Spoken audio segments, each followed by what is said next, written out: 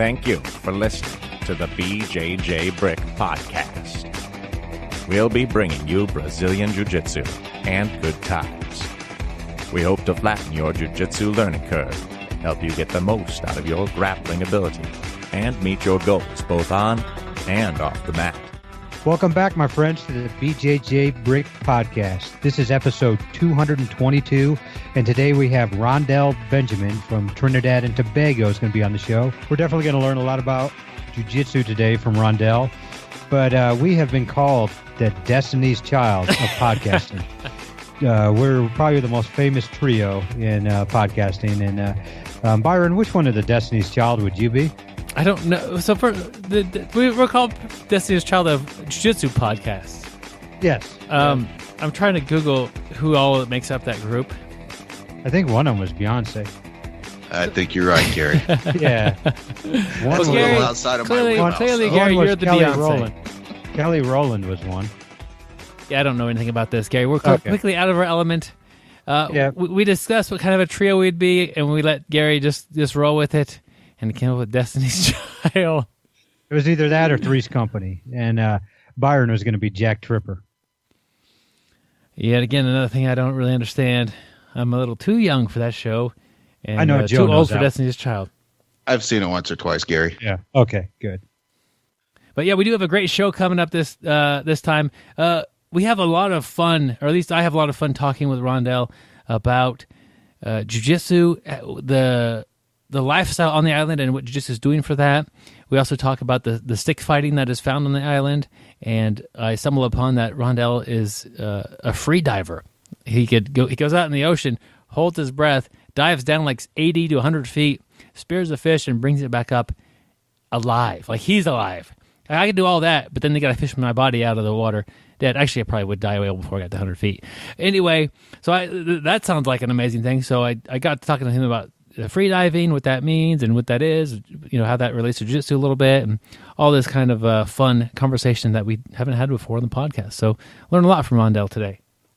Yep, so just dive on in and make sure you enjoy the rest of the show. Gary and Joe, I recently did a 5K run at midnight in 5-degree weather. So it was a double 5 at 12. By choice? You know you weren't being chased by the cops? The phrase "happy wife, happy life." Oh yeah. My wife signed up for this. My wife signed up for this 5K, and nobody else wanted to run it with her. You didn't fake like you were sick? Carrie, you've been married longer than me. You know these tricks. Okay. I don't know. I'm an amateur at this. Okay. I could have done that. I didn't even think about it. Yep. So I told her I'd rather be in bed, and so she's trying to find one of her buddies to run it with her or somebody else, and nobody does. So can't let her run it by herself. So I decided, yeah, whatever, I'll run it with you. And yeah, the 5-degree weather was a bit much. But as I'm running in this race, it quickly becomes apparent that I'm not going to die from the 5-degree weather. I'm not even going to get injured. Like, it's just uncomfortable. It's kind of a tough experience. But what's happening is it's dark out, and we're not on that good of a sidewalk. So, like, tripping becomes my big hazard that I didn't even anticipate. And I'm thinking about, like, man, this is kind of terrible. I don't want to trip and fall and bust up my knee or ankle or face any more than it already is. I'm just trying to finish this stupid 5K so I go back to bed. But, coming back at home and thinking about it a little bit, it was not easy. And my big thing about the cold, I could do a 5K, much like I think most jiu-jitsu practitioners could get through a 5K without a whole lot of trouble. But the actual running part of it anyway. But the cold was bearable. But it was the trip hazards in the dark. Running in the dark was hard. I'm thinking, like, sometimes jiu-jitsu, there's unforeseen things that kind of get you either caught up or kind of trip you up a little bit, and you have to adjust for those. And sure, I showed up prepared to deal with the conditions, but I didn't really think about the possibility of busting myself up just by tripping on the sidewalk and how silly that would have been, because I'm not used to running in the dark.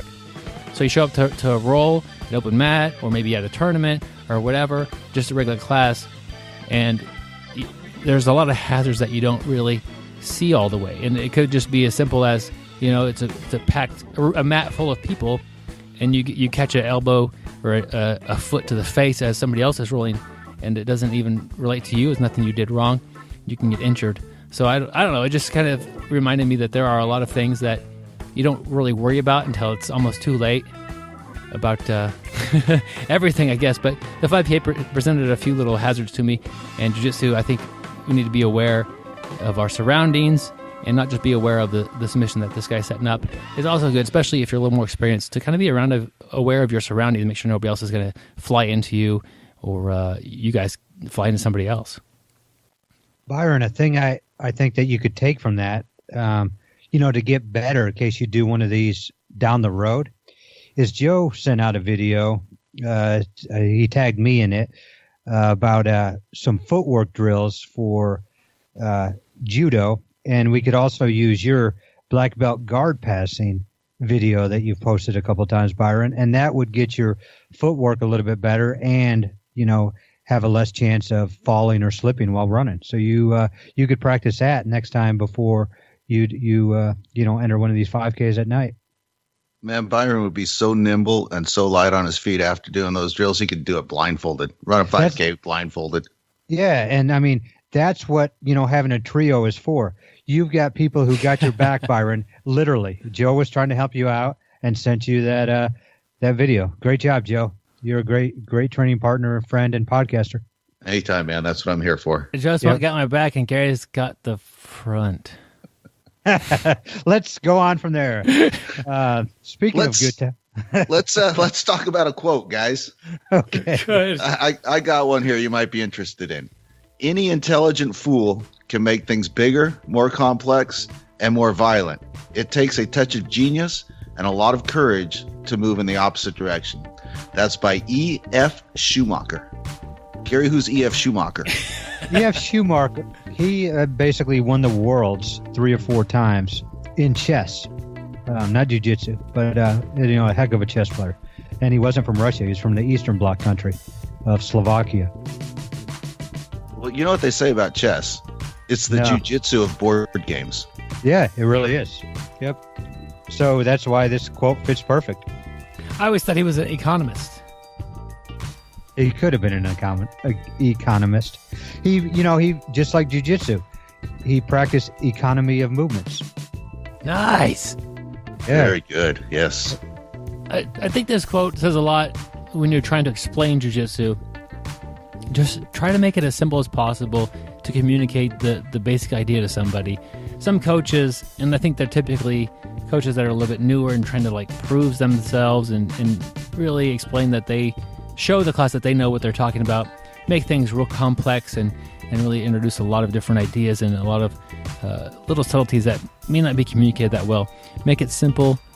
It's great in the simplicity, and it's easier to learn as well. I just think of the how complex jiu-jitsu is, how many different moves there are. It seems like you always get people that just want to learn more and more moves, but it takes courage, just to be that guy who just sticks and drills the basics and, just has that really, really sharp basic game, a la, Haja Gracie. And so, that's kind of what that quote was saying to me. Just stick with the basics. Haja's the first thing that came to mind when you started talking about keeping your game simple. Yep. And, it's simple, but so complex. So the stuff he does, just, he doesn't need, every move in the book. He's just so incredible at what he does. Byron, we did forget a little bit here at the start of the show. We got talking about Destiny's Child, and, Byron started dancing around, showing us his nimble feet, thanks to Joe. But we forgot to talk about Byron's audiobooks, 6 games for BJJ. It's only $6.99, and basically it'll take your game, to the next level. It's, jiu-jitsu, we want to make fun. We get times where we get caught in ruts, and we need something different. And 6 games from BJJ will, get a lot of camaraderie with your teammates. It'll get you out of a slump. Just help your game.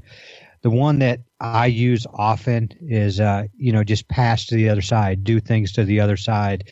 And I was telling Joe and Byron here right before we got on the podcast here, I was training, And that was one thing I did. I was working my escapes from my bad side for a whole hour, and really helped my game. And it's one thing that has really made me progress. And every time I do get into type of a rut, I'll go in there and I'll find another game, and I'll use that to my advantage. So definitely check it out. We have a link to it on the show notes.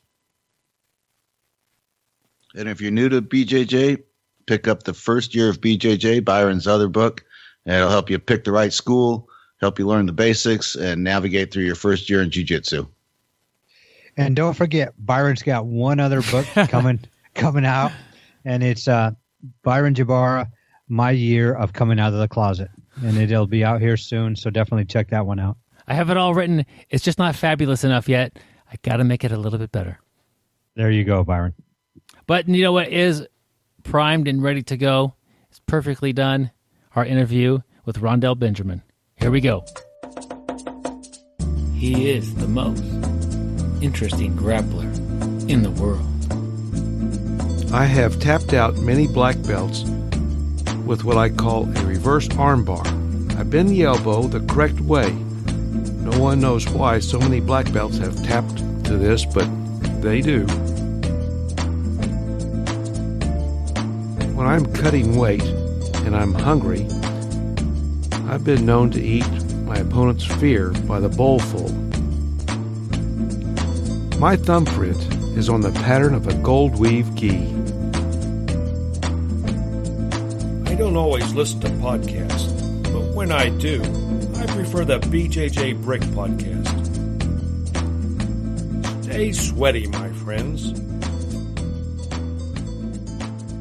All right, my friends, I'm happy to bring Rondel Benjamin, also known as Benji on the mats. Benji, welcome to the show. Good morning, good morning. Great to hear your voice, man.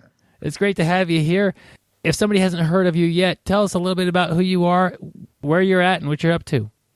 All right, well, my name is Rondel Benjamin. I'm from Trinidad and Tobago. I obviously represent Gracie Jiu Jitsu Trinidad and Tobago, which is the association we have down here.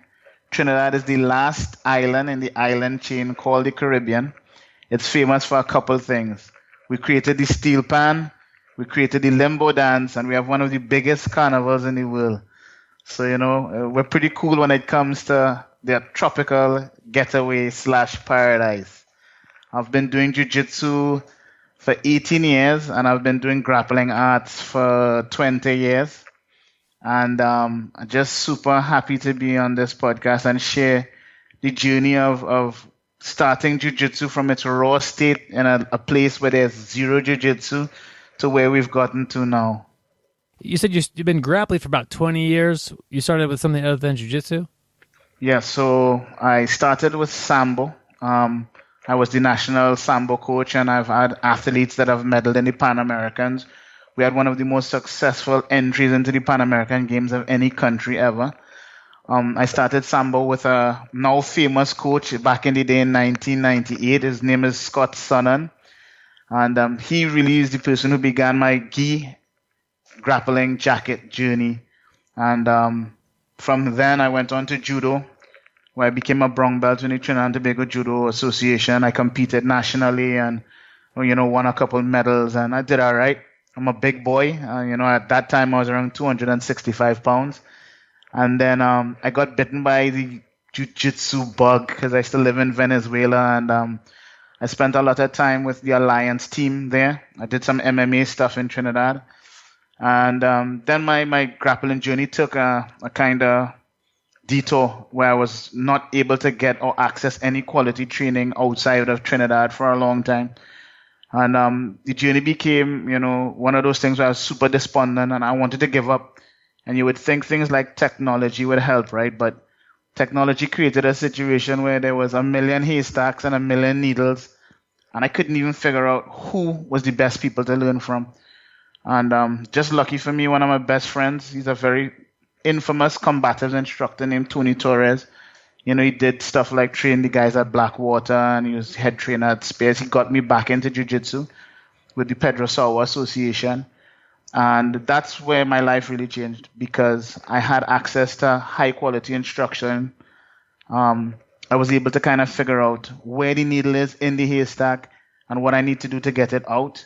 And just to top it off, then I spent a couple sessions with Guy Valente, and he really connected me to the tradition of Gracie Jiu Jitsu, and that gratitude and honoring the past and all of that. So my journey has taken a lot of turns and twists. It's been long, arduous, but I'm super rewarded. I feel super grateful that everything that has happened, and it's created the opportunities I now have in jiu-jitsu. So early on, were you leaving the island to go train and coming back, or were you staying there and trying to find resources to help you out? Actually, in the very beginning, because of the job I had, I traveled around the world. I remember back in 2001, going and visiting Roger Gracie at the Budokai before he had his own school, and getting the living daylights beaten out of my soul. I stopped tapping at the 35th tap. I spent some time up in Philadelphia with Steve Maxwell and those guys. This is when, Maxercise was pretty big. And then I got hooked up with Alliance Venezuela, because I lived in these places 3-4 months at a time. And that's where my journey really began. And then I came back to Trinidad around 2005, and I haven't left since. So, for the last 12 years, my journey has been traveling out, doing seminars, meeting instructors, or bringing the instructors to Trinidad to spend, weeks at a time, and just helping, develop our cadre of instructors, and just, getting people to fall in love with jiu-jitsu the way I did. Tell me a little bit about the condition of jiu-jitsu there on the island. Well, right now we have, in our association, we have over 100 guys. We have 4 different schools. We've had guys who've represented Trinidad at Inagas. We have a strong MMA scene. We even have national guys who've made it as far as competitions like ONE FC. Just to give you a throwback, I don't know if you remember the early UFC days. Did you ever have Gary Goodridge? Sure. Yeah, Gary Goodridge is a Trinidadian. Yeah, he's a Trinidadian. So we've always produced combat athletes who've reached pretty far in judo, boxing, and mixed martial arts.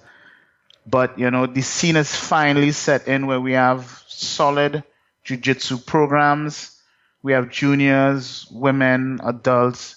We have something that's finally, I think, sustainable. The size and population of the island, give us an idea of how big of... Okay. So the main driver for what we do was we figured out, right, that if we could let 10% of our population do jiu-jitsu, we could change the whole island. And in our case, we're lucky because it's only 1.3 million people, right? So literally, if we get jiu-jitsu to 1% or 10% of that population, could you imagine the effect it would have? What would you think the effect would do as far as changes would happen? Well, our hashtag is Gracie Jiu Jitsu Change, and it's really about creating safe spaces where people can develop themselves, where they can develop their communities, because there's nothing like a jiu-jitsu community in terms of camaraderie, fraternity, brotherhood, sisterhood, and a fraternity that makes people have the skills to keep themselves safe. So yeah, I think it would create a safer, better bonded, stronger community. And how has the growth of jiu-jitsu been going over the years there?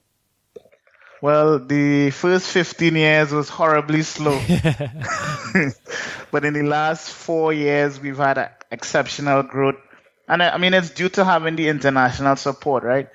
When you're starting jiu-jitsu up from scratch in any location, you do need people to come in, people to guide the growth, people to create the buzz, people to do radio programs, television programs. And we've had that with the association I'm in. They come in every 3 months, we hit TV, hit radio, hit schools, and we create that driving force that allows people to say, hey, this is something I want to get into. And I'm getting it from a world-class organization with world-class instructors.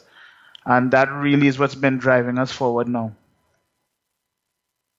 Yeah, so the last few years have really been accelerated growth for you. That's nice. Yeah, I mean, like now we have 5 to 10 walk-ins every week. Yeah, so it's been super gratifying because this is my life's dream, right? My life's dream was to bring jiu-jitsu to Trinidad in a way that's sustainable. That, God forbid I leave this earth, that I leave this one thing, in the hands of the nationals of my country that could change their life. Why do you think that is with jiu-jitsu? What about it is so beneficial? So when you look at jiu-jitsu, right, it has a unique way of helping people develop in that it helps them develop in an isolated space. It's like a practice that forces you to be excellent with constant feedback in a safe community. And this practice develops your mind, and it develops you emotionally, and it develops you psychologically. You become better able to handle stress. You become more resilient. You obviously become more aware and more perceptive. And these skills that are developed in this safe space called a dojo, then can be taken out and applied to your life in different ways. So you're more emotionally intelligent when dealing with kids. You're a lot better at resolving conflict at work. You generally just feel safe and you walk safe. You enter spaces with a lot more confidence. Your motor skills are developed, and it forces the brain to do some unique things and stimulating different areas of the brain. So it keeps you mentally younger. You look at older jiu-jitsu guys and they're just pretty cool dudes. And, they're not as hung up or stressed out as a lot of the other people who don't have this practice in their life. So I think it hits human growth and development on multiple levels. And because it's community-based, you have to deal with other people in conflict because they're trying to choke you out. It really helps. It really helps you just really connect to the space around you differently. And for that, I think the jiu-jitsu lifestyle, one, is very suited to island life because that's kind of how island life is. And two, I think it helps us in this modern time with technology stay grounded in our physicality and our humanness. And so just for that benefit, I think, it does create a platform for change. Well, that's good to hear. I think I could agree with you on all the things you said about how it benefits people on the mat and also has that off the mat benefits as well. Is there much other martial arts on the island? Is there a big thing that everybody does other than jiu-jitsu? So Trinidad was a pretty big, or used to be huge in terms of sport karate. I'm talking about massive, There's maybe easily 300 schools of different denominations and variations of karate. So, we've always been big into martial arts. There's also our national art form, which is stick fighting. It's called Calinda. It's full contact, high speed stick fighting duels, but basically nearly no rules. And so those are the two main forms of martial tradition that kind of flourish in Trinidad. Are the stick fighting, is that pretty injury prone, or are the sticks, describe the sticks maybe and describe what happens? All right, so the sticks are hardwood. They don't crack or shatter. I think they would be like maybe like oak staffs. They're about 3.5 feet long. Guys use no protective equipment, and if you're not very skilled, you can get hurt pretty bad. The fight is decided by who draws blood first. So it's pretty tough. It's pretty tough. So as soon as one person's bleeding, they've lost. The fight's done. Yes, sir. Okay. It's an old African tradition, I believe. I do teach it, and I used to compete in it. And so, yes, we do have a deep martial culture, like the Philippines, I guess, with the Kali and the Silat. We have a strong tradition of blade and stick craft, where, people aren't scared to put their lives and their skill on the line. So we come from that kind of martial tradition, I think. This really is kind of interesting. Usually we just talk about jiu-jitsu out here, but when I get the opportunity to talk about some other martial arts, it's always a learning place for me. So in this sport, are they... is the easiest place to draw blood usually the head? Is that, is that what they're going for? Or are they just trying to get sort of a nick on the body? Or what you really want to do, obviously, is display the highest level of skill. And the highest level of skill is to take the very edge of the rounded stick and graze the person across their forehead and create a small cut that draws blood but doesn't hurt the person. So there is a skill element, and it's not really about violence, but about, just like jiu-jitsu in a way, a display of controlled aggression and mastery. And it is an initiation ritual. It's a place where, a lot of young men come into manhood. And like any traditional martial art, I think it does have a place in the grand scheme of martial arts globally, where we still have some of these traditions that were designed to help people confront death, overcome that fear, and then enter life now as an adult who knows what risk and threat is and knows how to handle it. Obviously, it's more controlled than it sounds. There's older guys who try to take care of the younger guys and make sure they don't get hurt. And there's referees, and you try not to pair up people who are not matched in terms of skill with each other. And so it's very involved, and to me, it's like hundreds of years old. The earliest notation of it was in the 1600s, and I've seen notations about it as early as the 1400s.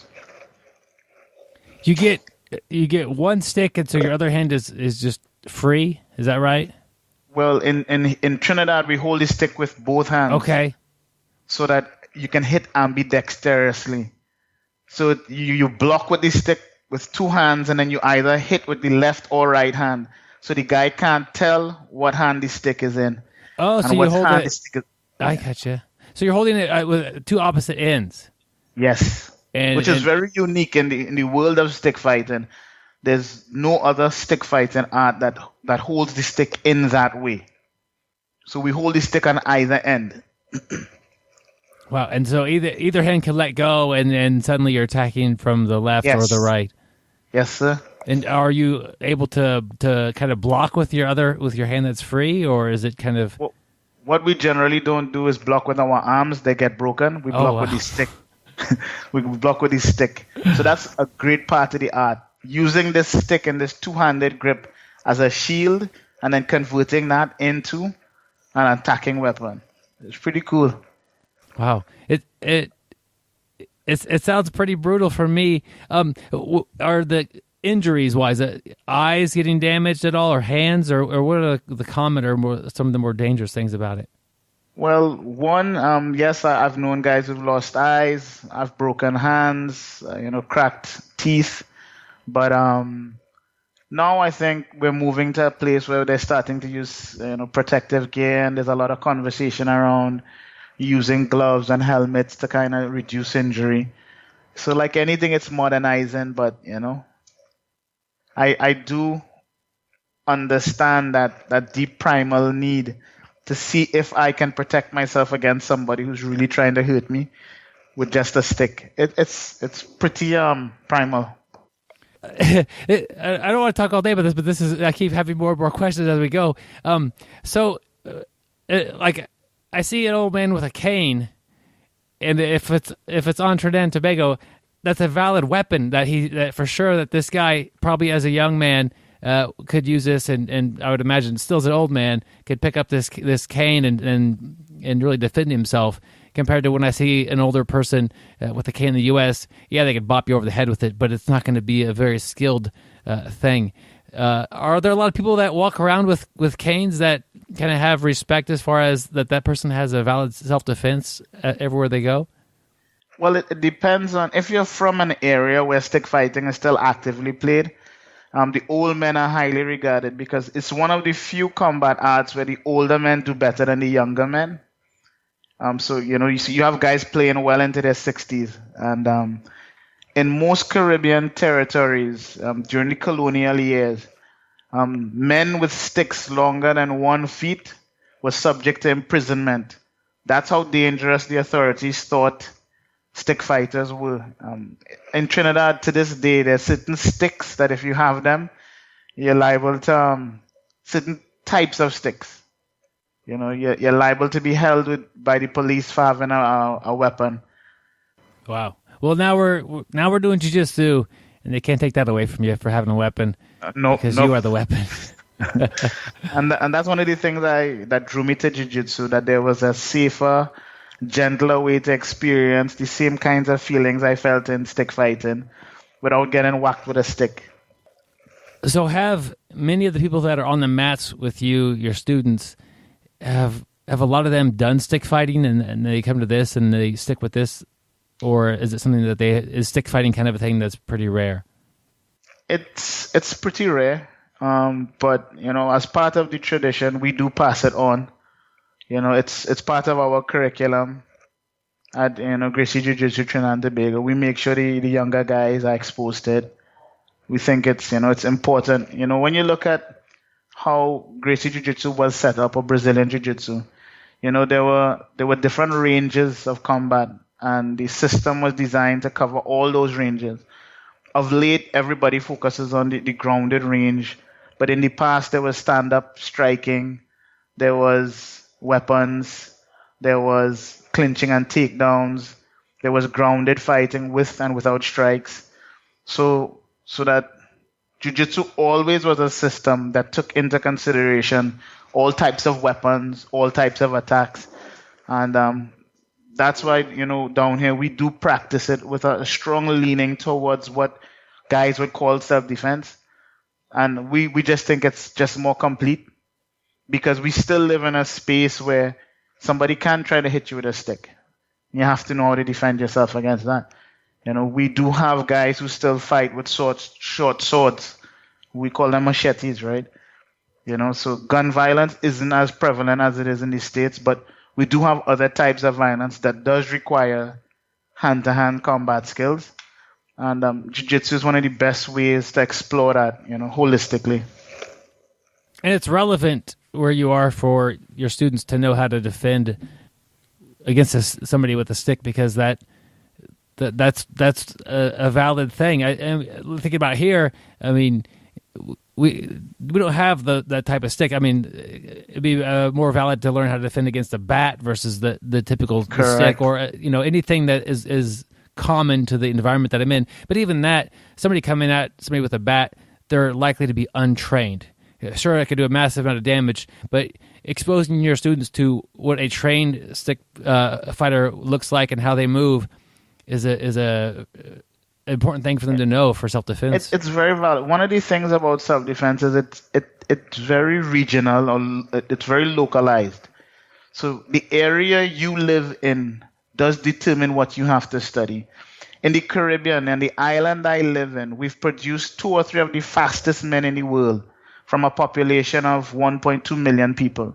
The Caribbean athletes, if you look at the Olympics, for the size of the island with how athletic the population is, it's incredible. We have been the smallest country to qualify for a World Cup in soccer, right? So the whole population is super athletic.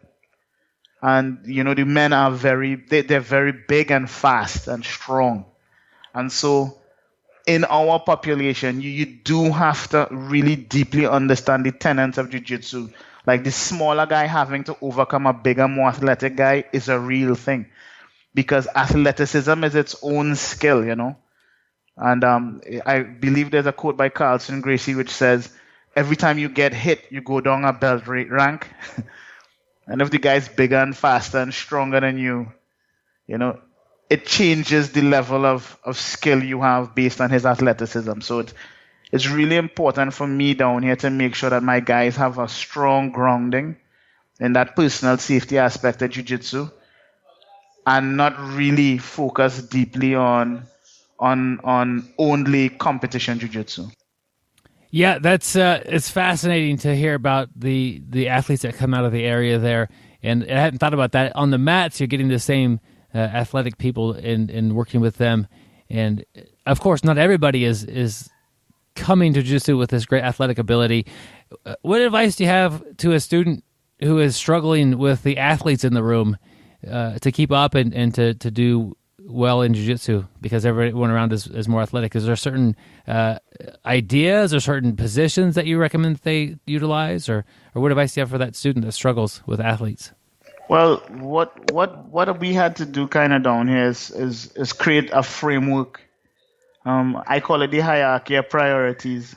There's certain priorities you have to have when you're on the mat, especially when you're dealing with guys who are more athletic or talented than you. There's certain things that filter the techniques you choose and how you choose them. So I'll just give you like a rough example. If you're engaging with somebody who's bigger, faster, or stronger than you, your first priority is always to defend what they're doing. And then if they create an opportunity, you counter inside of it. So defense is like the primary skill to have. How to prevent them from hurting you, how to keep yourself safe until an opportunity provides itself. So a lot of guys don't spend time studying defense in jiu-jitsu. They spend a lot of time learning reversals, sweeps, submissions, but not just how do I survive in this guy's mount for half hour? How do I survive when somebody's on my back? Just survive. Just stay there and not let them hurt me until they make a mistake. And then after the priority of defense, then your next priority is to try to figure out what can I do to reposition myself or reverse their attack. And is there an opportunity inside of there to counter? And then if I've defended myself well and I've been able to reposition myself, but I can't get the counter off, is there a way to disengage? Right? So that's like our hierarchy of priorities for engagement. I'm either defending, reversing, or disengaging. And at all times, I'm waiting for an opportunity to counter. And that sets up like a mental filter of how you're dealing with this bigger, stronger, athletic guy. And it keeps you kind of safe, and it gives you a chance to do what Grandmaster Elio did, which was buy himself time until he could get his counters in. Yeah, you make a lot of good points there. I do want to get a little bit more information about you. Tell me maybe a person or a couple people that have been very influential in your development in jiu-jitsu and how that affects you today. Well, I have a trinity of men who's made a difference in my life. There's Tony Torres, who's like a mentor and friend who convinced me to join the Pedro Sauer Association. There's Guy Valente, who took the time to spend 2 weeks with me, and he worked with me on developing a deep understanding of the philosophical ground in which jiu-jitsu is constructed. And then there's my direct teacher, Professor Mike Horian, who's the president of the Pedro Sauer Association, and my direct link to Master Pedro Sauer. And, obviously Master Sauer's, he's done a lot to support our growth in Trinidad. And, what kind of blew my mind about him was the kind of man he is and how he interacts with people, how much he cared about me and what we were doing down here, and how that care and that support has just accelerated our growth. So those are the three people who've really, really changed my life, and I'm super grateful for them for taking the time to invest in these island boys who live out in the back of nowhere, and really commit themselves to ensuring that we got the best quality of jiu-jitsu possible. And, are men who continue to, in many ways, support my journey. And, they're great resources for anybody out there, I'd really recommend people, check them out. And they're all in the States. So you guys are really lucky up there. Yeah, we are. I think sometimes we forget how lucky we are up here. So you've got a growing school there. Imagine a lot of your students are not full-time Brazilian Jiu-Jitsu athletes. They have other things they do, jobs, family, school. What do you have for advice or guidance for somebody who is just kind of that hobbyist person wanting to do Jiu-Jitsu and keep their regular life going strong as well? Well, no, Jiu-Jitsu is about balance, right? My best advice is that, I suggest anybody who wants to make Jiu-Jitsu part of their life, that they take some time to construct a framework in which they can process Jiu-Jitsu. You see, Jiu-Jitsu is so much information. There's so much stuff available out there that it can overwhelm you, right? Jiu-Jitsu is like looking for a needle in a haystack. And you do need to find ways to kind of get through all the heat to get to the needle. One of the things I've recognized is that you have to have a clear doctrine. My personal doctrine for Jiu-Jitsu is that I need to have an intelligent use for my martial art to help me develop and grow. And the key to Jiu-Jitsu has always been economy of energy. So I have to have an intelligent use of my energy to ensure that I grow and that I'm safe. And that's what, the definition of the kanji Ju is. It's this pliable, flexible, adaptable approach to life.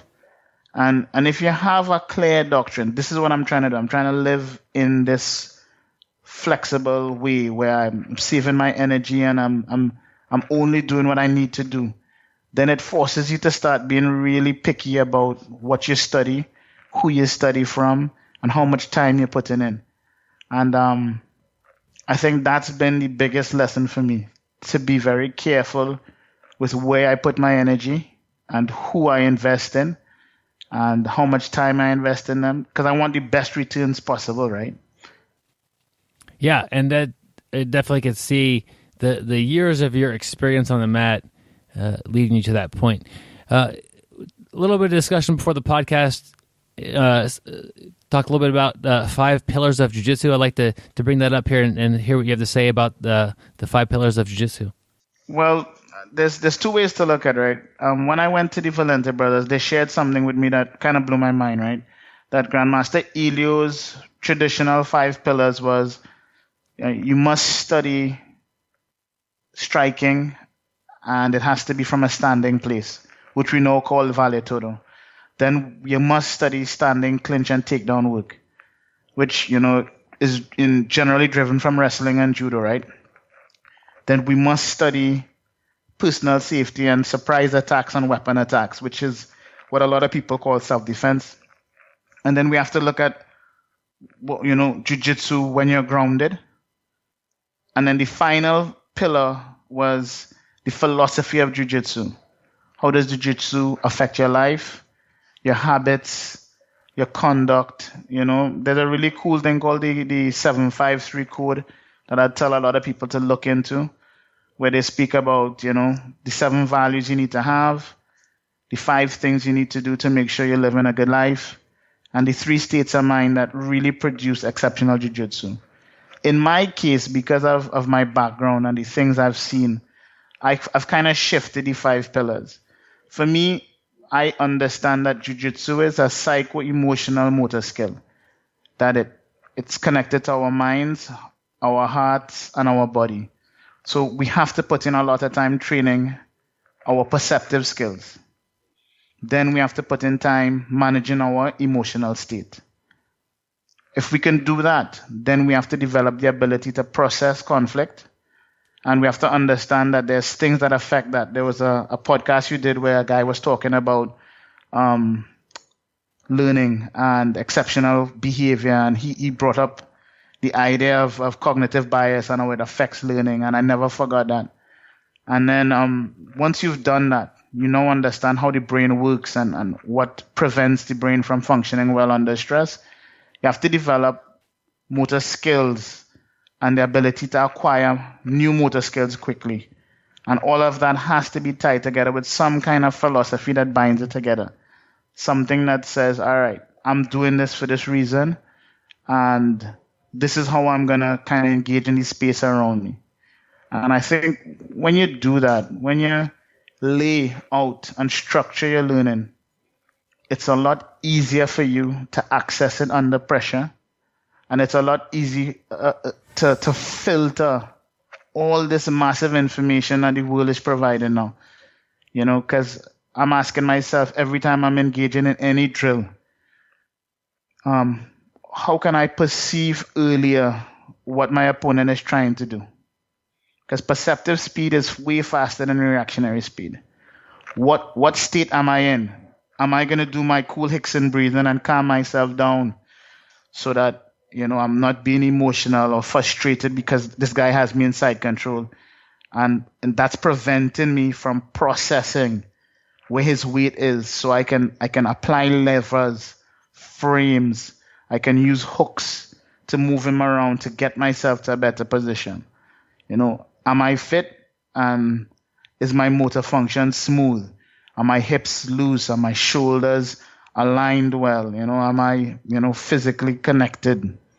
Am I connecting well to the other guy?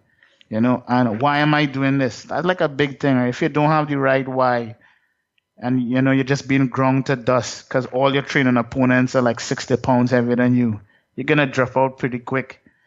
But if you have a strong why, you're going to be able to persevere and be resilient enough to do the things you have to do to be able to really excel at jiu-jitsu.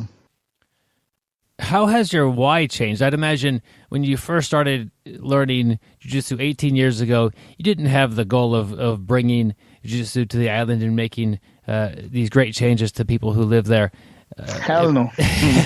But so over the course of time, as you've grown with jiu-jitsu and learned about it and seen its effects, it's definitely changed now. Tell me a little bit about that process of your why changing, and that being, it was okay for you to have a more self-centered, I want to get good at jiu-jitsu, I want to get the self-defense, and then changing it over the course of the years to something that is bigger. Could you take me a little bit through that process? My goal in jiu-jitsu was to be the man. I just wanted to beat people up. I'm not even pretending. I saw UFC 1, and I was like, I want to be that skinny dude with that white gi. I want to wipe people out. And over the years, you know, as I've gotten older, I'm now in my 40s, you know, my desire to compete diminished. And slowly there was a core group of guys around me who started looking up to me and depending on me. And I think their love and their faith in me is what drove me to shift my why to what my why is now, you know. And it's a gradual process, right? It's a process of me slowly getting over my own ego and recognizing that there's so many people depending on me, and there's so many people that, because of my love for jiu-jitsu, fell in love with it, that I started feeling super responsible for them. And then I recognized that I owed them the best quality of jiu-jitsu humanly possible.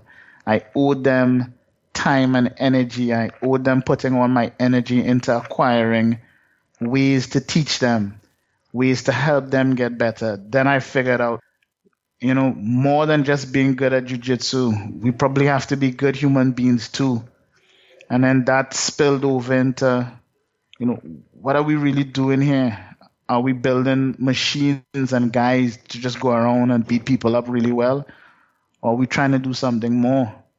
And then luckily I met some guys who've been through this journey before, and they were able to kind of point me in the right direction and, you know, kind of let me see what the founders of the system were trying to do with jiu-jitsu back in the day.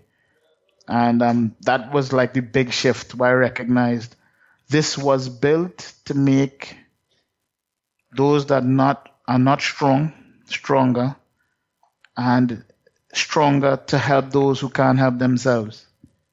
And that kind of is like the final push into jiu-jitsu as a source of change and jiu-jitsu as a safe space to help people grow. But dude, that's like 19 years of thinking and making mistakes and being douchey. And I was an MMA guy for a while. And then, I'd walk around in rash guards and try to have a six-pack. But I think over the time, the love of my students is what's driven me the most. Yeah, Benji, we've, I think, given enough time, your why changes, and that's a good thing as long as it's still going to work. I had the similar. I wanted to learn how jiu-jitsu works, how to choke these people who are much stronger than me, and that sort of thing. And now I go to class, I have fun, I really focus on getting better at jiu-jitsu and enjoying the process that's in front of me. And my why has changed as well, and I want to help my team be as good as it can, and help the people that are on the mats with me learn jiu-jitsu the way it fits them best. And I think that's a fairly normal kind of a thing. I don't really know what's next as far as in my journey, but just helping more people and that sort of thing is also a very good thing. Everybody comes to jiu-jitsu for slightly different reasons, but there in Trinidad and Tobago, you see new students come in. Is there a common reason why they're coming to class? Is it to self-defense? Is it because their friend told them about it, or fitness, or is there some main thing that is the driving force for these people that are walking into the door? I think if you examine deeply why most people come to jiu-jitsu, it generally is just because they feel that there's some lack in their life, and they figure that this is one of the ways to change. I think like fundamentally guys come in and they'll either say, I want to get fitter, which is I want to change. I want to be able to defend myself, which is I want to change, and that's just generally what I hear. Either I want this cool way to work out, or I want to be able to protect myself. And generally what happens is they come for that reason, but they don't stay for those reasons. Because really, a good instructor could get somebody, I think in 3 months, you can get somebody to lose some weight, or you can get them with enough information to be able to protect themselves. What they stay for, I think, is the community. You just come on the mat, you roll with your brothers, you hang out. We have parties, we chill out with each other. It's a safe space with like-minded people who are just really cool. Yeah, that it doesn't take a real long time to get the basic defense down and to be able to feel like against somebody who's untrained, you're going to be okay. Somewhere in that process, it becomes a lot of fun, and you stay for other reasons. Always, I think. I agree with you totally. You mentioned a little bit about breathing. You said like a Hickson breathing, a way to kind of control yourself. Can you dive a little bit deeper into that? Well, in my case, I learned the breathing that we use for arousal control, or to control your emotional states, because I did a lot of free diving. So we dive down here 100 feet, 80 feet with spear guns on one breath. It's the same breathing techniques and patterns that, you would see Master Hickson doing. You'll also see people who do yoga do it. It's diaphragmatic breathing. It's combined with a lot of breath holding, and it's combined with a lot of motion. And I think this, if you look at the human body, the only process that's automatic, that's under conscious control, is our breathing. So your heart rate's not under control, and a lot of your endocrine processes aren't under conscious control, but your breathing is. But if you control your breathing, you can control all those other systems indirectly. And that's what we do basically in jiu-jitsu. When we get aroused because somebody's trying to choke us, we have adrenaline dumps, we have noradrenaline coursing through our blood, cortisol, the system is jacked.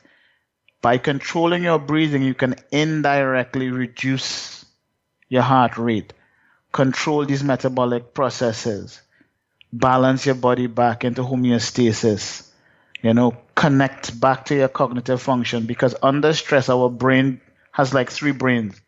And the midbrain hijacks the front brain. So the brain that can think gets hijacked by the, limbic system. And only through breathing can you recover cognitive access to all your motor skills and your cool techniques, right?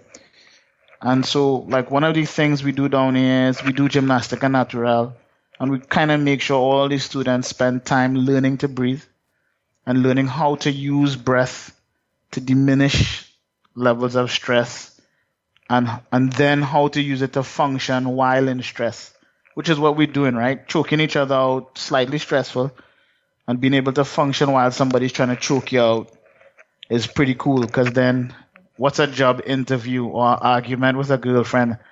It's nothing compared to somebody trying to kill you, right? Yeah. I guess that's an interesting way to look at it. Something right off the bat, you said that you've done free diving, and immediately I was like, man, this guy's done everything. Like stick fighting, MMA, multiple other martial arts. You throw in free diving. I'd be asking myself all day that I should ask you about free diving a little bit, so I better do it now. Tell me a little bit about free diving, your experiences with it. Just kind of give me a little sneak peek. I've never talked about free diving on the podcast. Well, I'm going to tell anybody who does jiu-jitsu, look into free diving. In terms of, how people go up into the mountains to do altitude training? Free diving has the same benefit, because once you cross 40 feet, the atmospheric pressure doubles, right? So you can get the benefits of altitude training by doing free diving. The second thing about sea diving and free diving that's super cool is it deeply connects you to nature. There's nothing like being 80 feet down at the bottom of the sea. You've just held your breath. If you're really good, you can hold your breath for around 3 minutes. Fish are swimming by. You're feeling every pulse, every movement of the water. You get into a zone. It's like yoga on steroids, dude. It's mind-blowing. And then, having to maintain control over yourself, not get too excited, because if you get too excited, your heart rate speeds up, you use up more oxygen. So you have to keep yourself super chill. And then, you either go back to surface or you shoot that fish. Now you have lunch. You swim back up to surface. It's really one of the most unique experiences. It's like being a astronaut, I guess, in the sea. And I'd just tell anybody, just try to experience it. There's courses all over the U.S. now. I dive with a group called Evolve Free Dive out of North Carolina. But it did change my jiu-jitsu drastically. It really did. Let's put it this way. I now do a static breath hold of like 5 minutes. And just the breath training to get to a 5-minute breath hold. It changes your fitness levels, your stamina levels, because you get really good at using oxygen. So your body becomes super efficient. And it makes fighting off chokes a little cool too. Choke's gonna take a little longer, so that's just a secret. Shh, don't tell anybody. And but yeah, the mental side of it, that learning to manage yourself in those conditions and keep your heart rate down and keep connected to what's going on and staying in the now, it's a real space to develop that skill. And then you just take it back to the mat. Wow. It definitely, if you are looking into doing free diving, get with a trained person. Just like jiu-jitsu. You're not going to learn jiu-jitsu by yourself. And you're not going to go out into the open water and just go as deep as you can just to see how it goes. I'd imagine that's kind of dangerous. But with a quality instructor, just like a jiu-jitsu, you can learn a lot. You could really become good at this. Sounds like super quick. And the thing I love about free diving is they have one rule. Always dive with a buddy. And it's just like jiu-jitsu, right? It's one of those things you can't do by yourself. You need somebody there with you all the way through. I still don't even know much about this, but do you like hold a weight to help you get down that deep, or are you swimming down and then swimming back up? Nope. you hold your breath, and if you have good technique, you get past the buoyancy point, and then the body at a certain depth becomes negatively buoyant, and then you just start dropping like a rock, dude. I mean, the world record is like, I think, 110 meters or something. Wow. Yeah, so the human body is capable of amazing things. I don't know if you ever heard of the mammalian dive reflex. Yeah. So once you free dive a lot, your mammalian dive reflex kicks in, and our whole body's function underwater changes. We start using less oxygen. Our pupils adjust so we can see better down there. We have something called a blood dump, where blood shoots out of your liver, and it supports your organs, because obviously as you're diving down, your body's being compressed, right?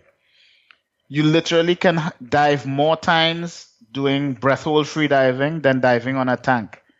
A tank diver can probably dive, I think, twice for the day, half hour each time. And a free diver can dive 100 drops, 150 drops, and not feel any side effects. In some ways, it's safer than tank diving, because you can't really get bends that easily, because your body's designed apparently to manage these stresses. Once you don't use any apparatus other than the body itself, it's really weird. Have you been in dangerous spots where you got to the surface, you're like, okay, that was too close for me. I need to be careful next time. Well, the cool thing is free diving in a way is like jiu-jitsu, right? You just have to know when to tap. Right? With free diving, you simply have to know when. You have to be sensitive enough to know when, yes, I've just hit my limit, I need to go back up. I was taught by some pretty good people, and they have really strict safety protocols. I know because of their protocols, I've never blacked out or anything like that. So I'm grateful. But again, it's the same thing I was saying earlier.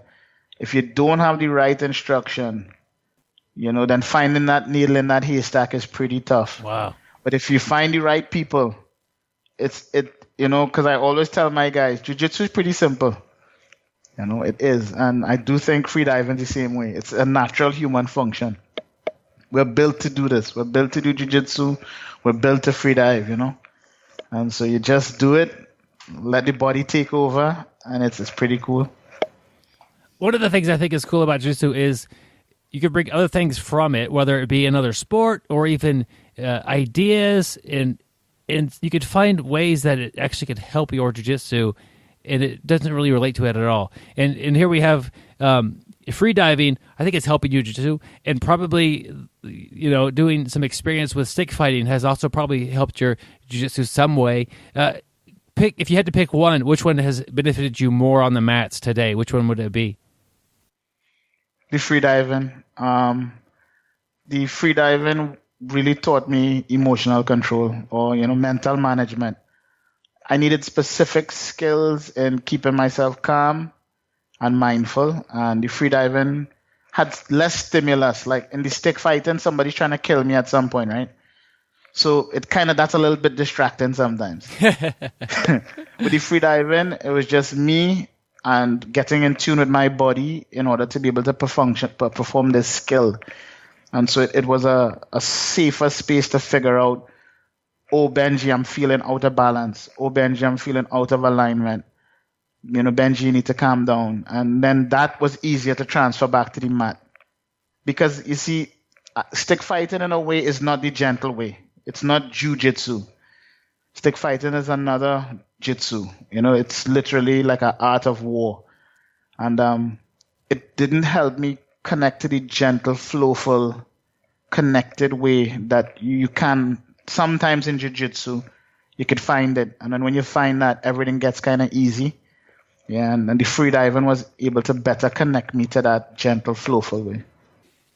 Benji, we're getting a little short on time, but I really got to ask you some of your ideas on accelerated learning and how like principle-based learning is a beneficial way for people to pick up jiu-jitsu at a quicker rate. Well, just to kind of go over it quick, we have something called the hierarchy of priorities. I'm either defending myself, reversing what you're doing, or disengaging, or I'm going to counter what you're doing.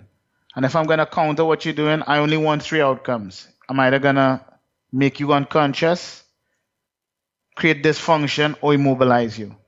So when I look at technique, I look at it through that filter. Where does this fit in my cycle? You know, and so that I haven't had to collect a bunch of technique and then sift through the technique. I'm simply asking myself, what do I need to do to defend myself? What do I need to do to get to another position? How am I going to disconnect from this guy? If I'm connecting to him, there's only 3 outcomes I want. I either want him not to be able to move, I want something broken, or I want him unconscious.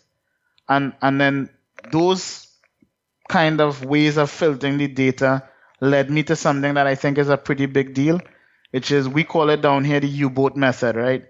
Where anytime I'm engaged with you, I'm either trying to get behind you, get over you, get around you, or get through you.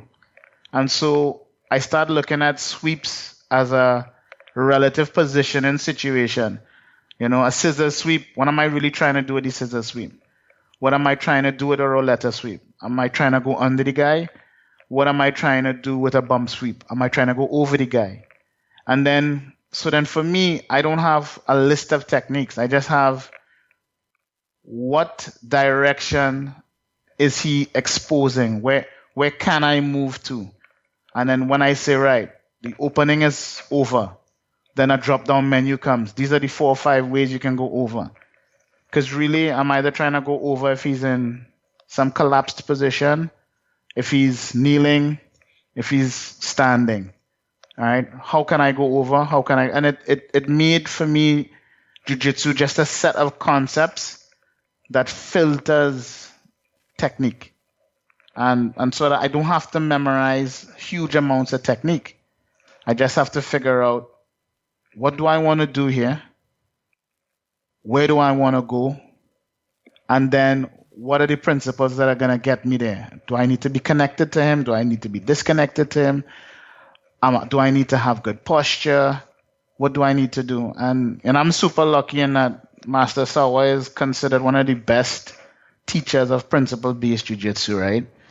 So for him, there's no technique. There's just applying principles at different angles in different directions to get the outcome you want.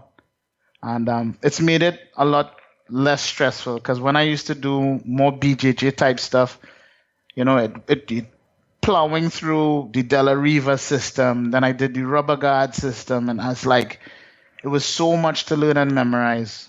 And now it's not a series of systems I have to learn, but more simply, what tools do I need to add to my toolkit to better function in one of these areas? That's it. Wow, it clear you've had some learning changes and ideas through the process from trying to collect a bunch of techniques to now focusing more on principles. Benji, if you could look back early on in your journey when you were struggling to figure out, you know, how this jiu-jitsu stuff works, training was difficult to find. What advice would you give that younger Benji on the mats there, as far as helping him out and helping him stay motivated? 3 things I would have told myself back then. 1, focus on fundamentals, which are high percentage patterns. 2, be easy with yourself. Don't be so hard on yourself. You know, I was pretty tough on myself and very competitive, and it made learning difficult. And 3, it would have been to build a family earlier. Now with, you know, Gracie Jiu Jitsu Trinidad and Tobago, and Sensei Warren Gill and Christian Ali, the leaders of the team, I have a family of brothers who help me process everything and share everything with. In the early days, I was kind of on my own a lot, caught up in my own thought and in my own world, and it cut me off from having those external eyes, somebody watching your 6, somebody being able to give you feedback immediately. And so those are the 3 things. Fundamentals, you know, don't be so hard on yourself, and make sure and build like a really cool team that has your back.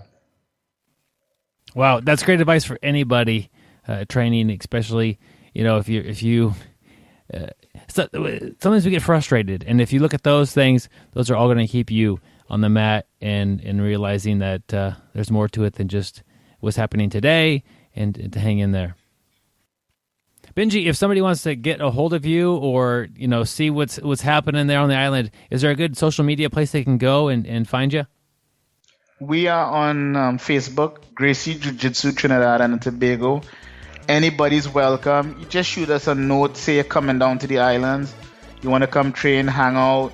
We could do some free diving, even do some stick fighting, We really like having visitors. We believe that, the more people that visit it's better for our guys. And I'm sure, if you like working out with really athletic, cool dudes, we have some dudes for you.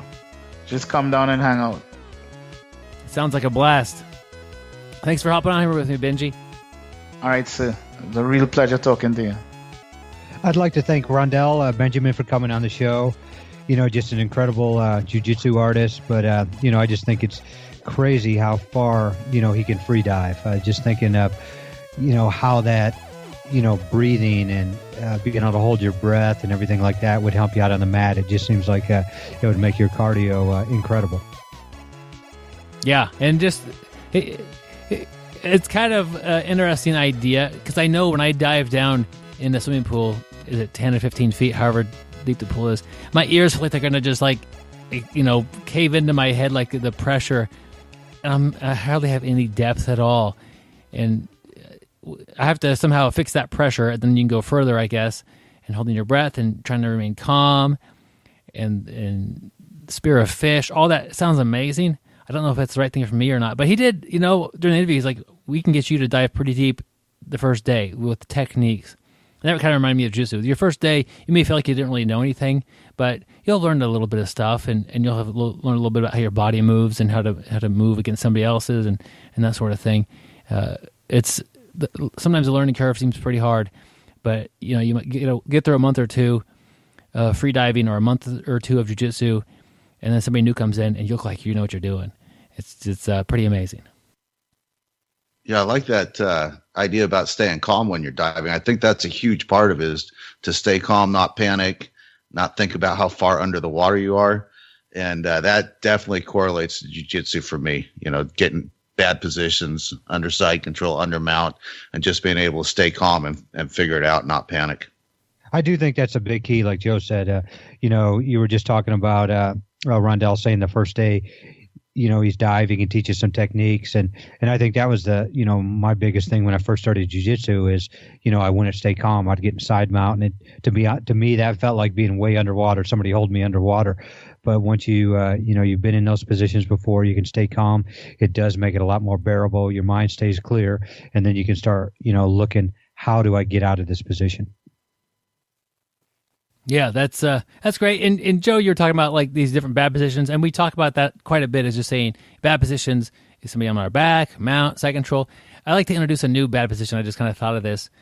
When you're confused, like, okay, clearly he had side control and something's changed, and maybe my gi's wrapped around the side of my neck and hooked into my toe or something weird. Like, just confusion for me is often the worst position because I don't know what's right or wrong. And that introduces more of a, okay, I got a little more of a panic feeling than just regular mount or side control or pressure or whatever. Like, I know how to try to deal with that. Either I can or I can't. But when I'm confused, that introduces a whole different factor. Like, I don't know what to try to do, and I know that this person is doing this to me on purpose. So that's even worse because they know what I'm trying to do or what I should be trying to do anyway. I think that the position of confusion is one that I still experience today.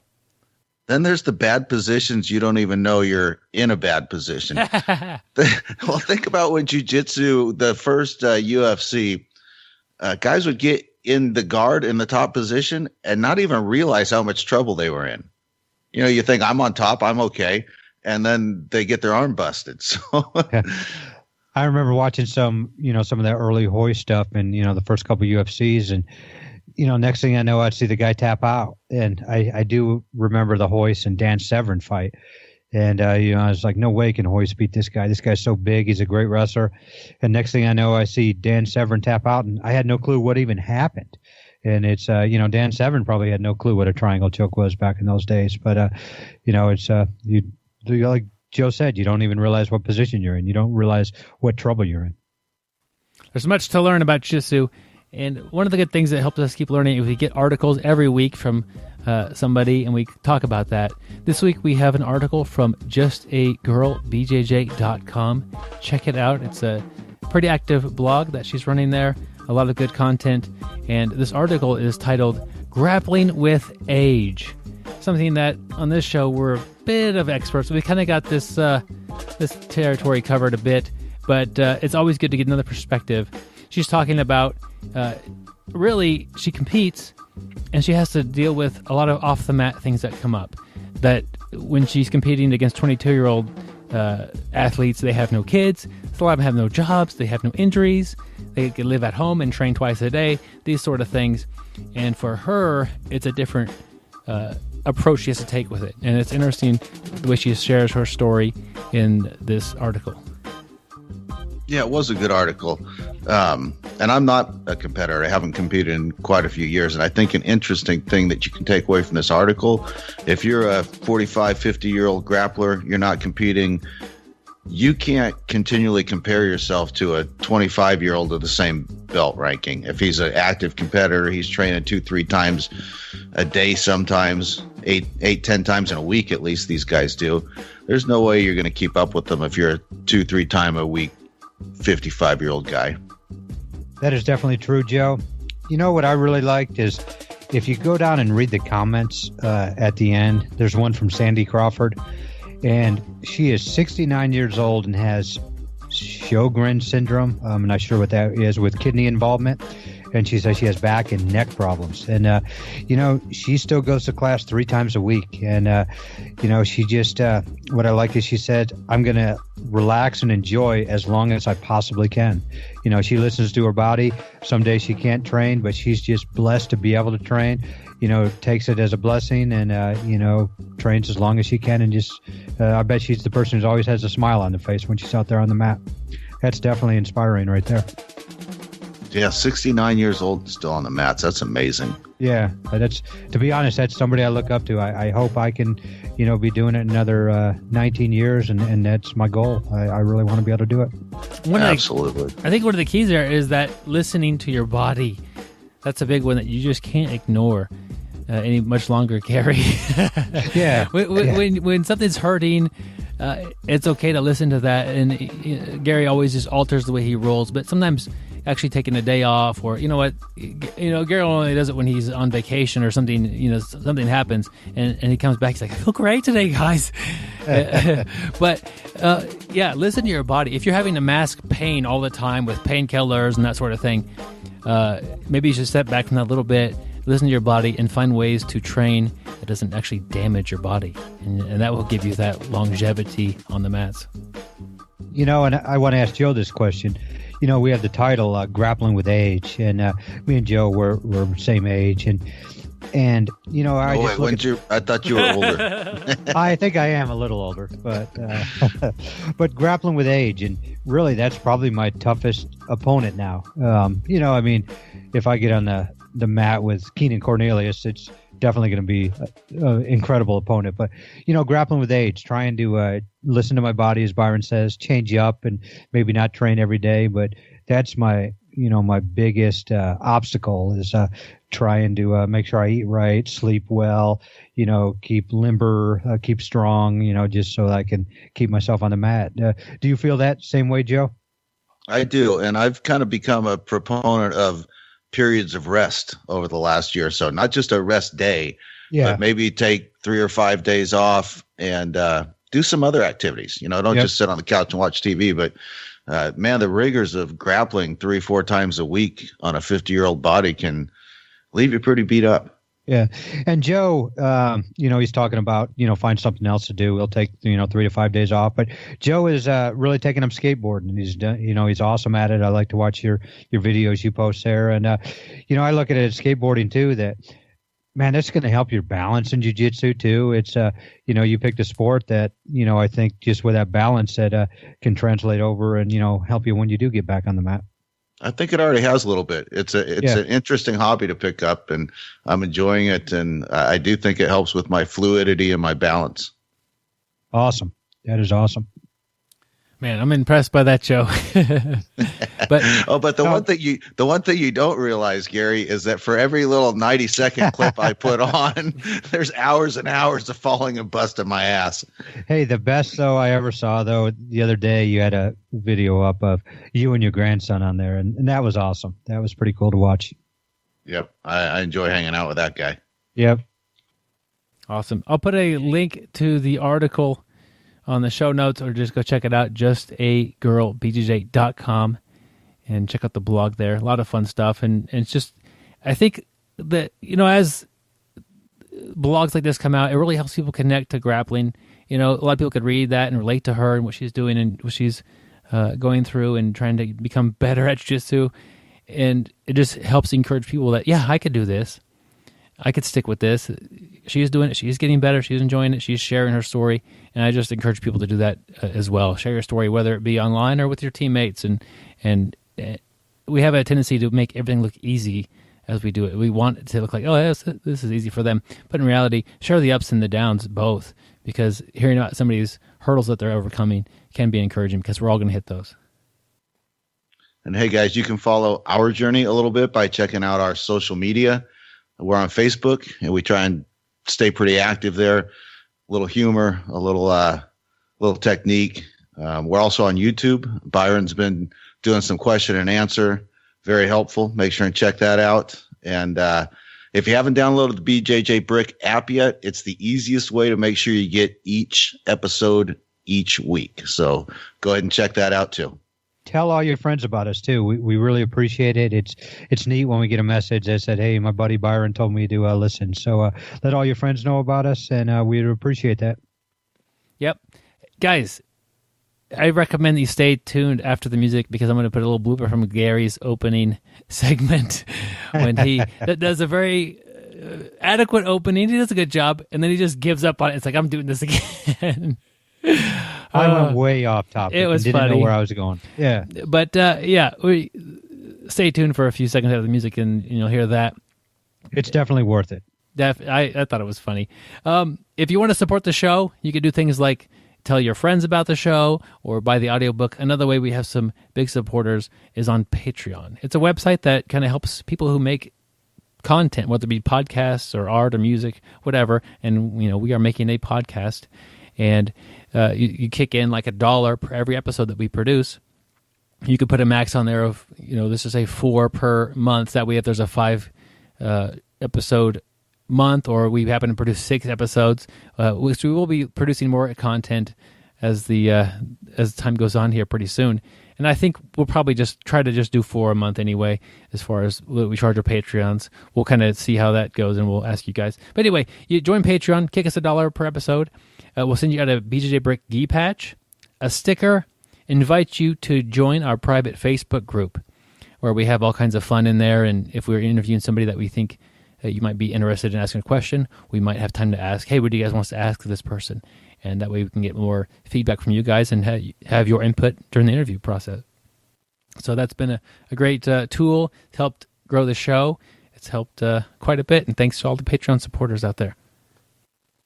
Definitely. Thank you, everybody from Patreon. We really appreciate your support. All right, guys. Last week, we did like a double family feud. I think we should do one per week and alternate who's on the hot seat. Okay.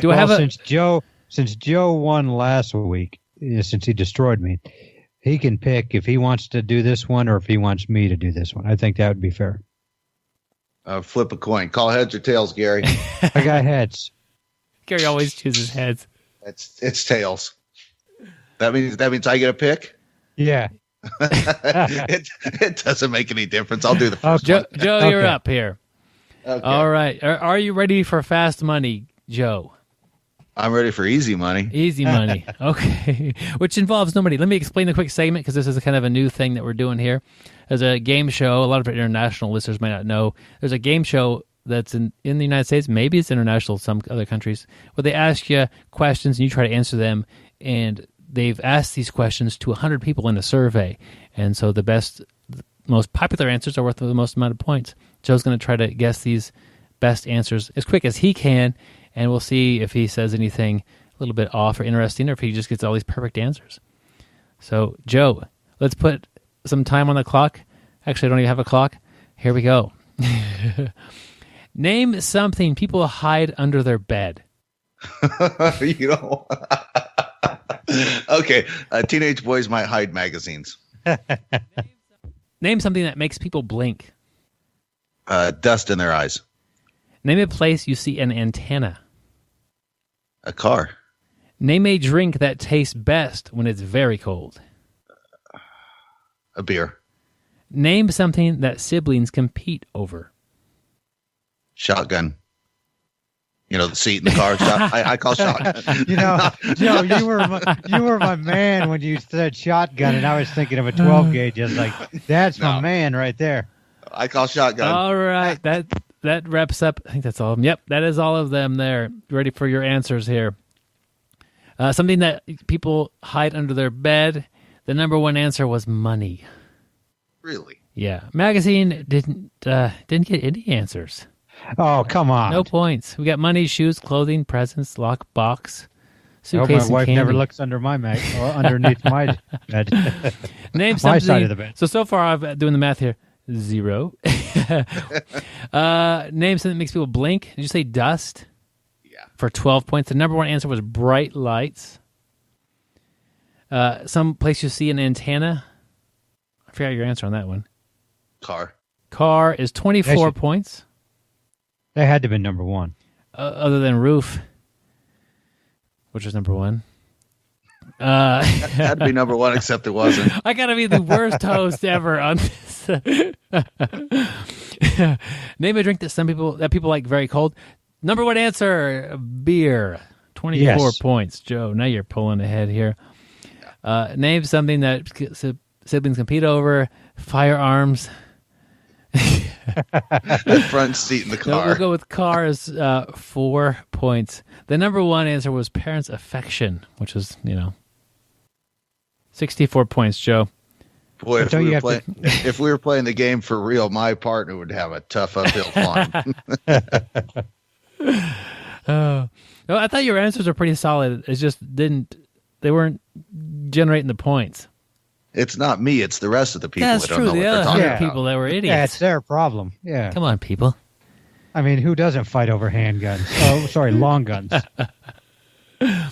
Yeah. Yet again, I think that some of our we have a healthy amount of people listening outside the U.S.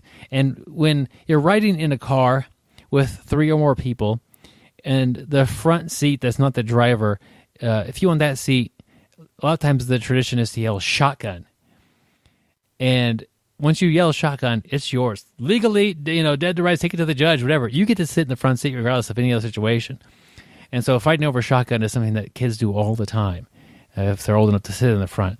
And I think that's a good one, but it wasn't really on the list. Otherwise, it sounds weird to say shotgun, and it's assigned a seat in the car.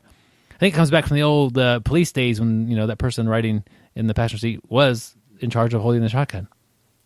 I thought it went back further than that. I thought it was from the stagecoach days. Maybe so. Gary, do you remember that? Well, the dude in the stagecoach, he always had a coach gun. The guy riding shotgun always had a coach gun right there, ready to splatter whoever tried to steal their gold. There we go. We'll just kind of let all those probably wrong things percolate out there. Don't get all your wisdom from us, just jiu-jitsu stuff. And some of that even is questionable. Most of it is questionable. Just come here for entertainment. Yeah. We're entertainers. That's why we call ourselves the Destiny's Child of podcasts. What happened? Joe, would you like to sing a ballad for us? You should have snuck that into the intro, Gary. That would have been awesome. Well, I tried to. You guys saw how bad I failed with my first intro. Next week we have Rich Byrne from Casa Grappling. Casa is on Flow Grappling. It's a just starting kind of a new thing here. They did one professional event, and they had amazing results. Grapplers like Gary Tonin, Johnny Grippo, Gordon Ryan had a super fight with Yuri Samoas, a bunch of other grapplers on there. Craig Jones was on there. He's at the front of the show. A lot of cool stuff that they're doing a little differently in their matches to make it exciting. Big production elements. And next week we're going to talk with him about the promotion and what they're wanting to do and just some lessons learned. And a lot of he's also, Rich is also a black belt. So we talk about jiu-jitsu and a lot of other fun stuff from Rich. And that'll be next week on the show. Definitely make sure you tune in. It's going to be an awesome show. Yep, we'll see you next week, guys. Stay sweaty, my friends. And don't forget to shower. Train hard, train smart, and get better. Thank you for listening. I hope you find the time today to roll. After all, the best way to get better at Brazilian Jiu-Jitsu is to do Brazilian Jiu-Jitsu.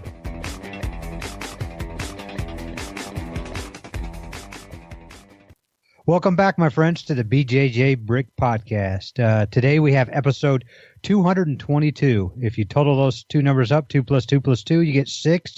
And we only have, and you divide it by 2, you get 3. Because we are the three amigos, the trio. You know, us, we've normally been called, I messed all that up. He just gave up. Like he's all over the place on this one. Yeah. You start with He came out of the gate quick. You started with a solid math joke and then you just said, screw it. That was terrible. Okay.